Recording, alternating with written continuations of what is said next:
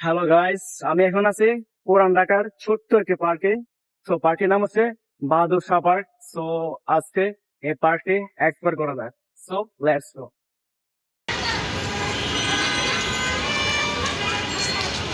বাংলাদেশের রাজধানী ঢাকা।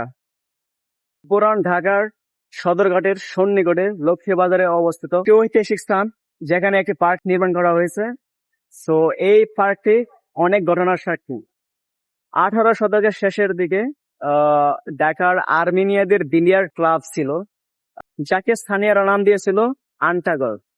বিলিয়ার্ড বলকে স্থানীয়রা আন্টা নামে অভিহিত করত। এরপর থেকে এটার নাম হয় আন্টাগর। ক্লাবঘরের সাথে ছিল একটি মাঠ বা ময়দান, যা আন্টাগর নামে অভিহিত করা হতো। 1858 সালে রানী ভিক্টোরিয়া ভারতবর্ষ শাসন গ্রহণ করার পর এই ময়দানে এই সংক্রান্ত একটি নোটিশ পাঠ করে শোনান ঢাকা বিভাগের কমিশনার। সো এরপর থেকেই এই স্থানটির নামকরণ করা হয় ভিক্টোরিয়া পার্ক। 1957 সালের আগ পর্যন্ত ভিক্টোরিয়া পার্ক নামে পরিচিত ছিল।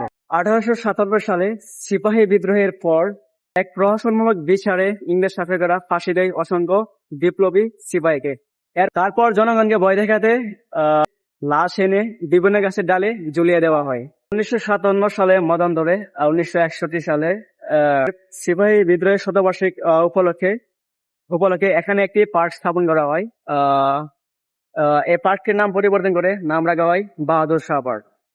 সিপাহী বিদ্রোহ অনুষ্ঠিত হয়েছিল ইংরেজ শাসনের সমাপ্তি ঘটিয়ে মোগল সম্রাট দ্বিতীয় বাহাদুর শাহ শাসন ফিরিয়ে আনার জন্য। এরপর থেকে তার নাম অনুসারে এই পার্কটির নামকরণ করা হয় বাহাদুর শাহ পার্ক। পার্কের উত্তর পাশে আছে পানি সরবরাহ করার জন্য একটি বিশাল একটি ট্যাঙ্ক। আর উত্তর পূর্বে আছে ঢাকার অন্যতম একটি কলেজ, প্রবীণ নজরুল সরকারি কলেজ। এবং পার্কের দক্ষিণ পাশে আছে ভিক্টোরিয়া পার্ক, জামে মসজিদ। এবং পার্কের পশ্চিম পাশে আছে জগন্নাথ বিশ্ববিদ্যালয়। ছোট্ট একটি পার্ক এক্সপ্লোর করে ভালোই লাগলো। ঢাকা শহরের ভিতরে এই ছোট্ট একটি পার্ক মানুষদের জন্য এতেই অনেক। সো আজকের মতো এখানেই, বাই।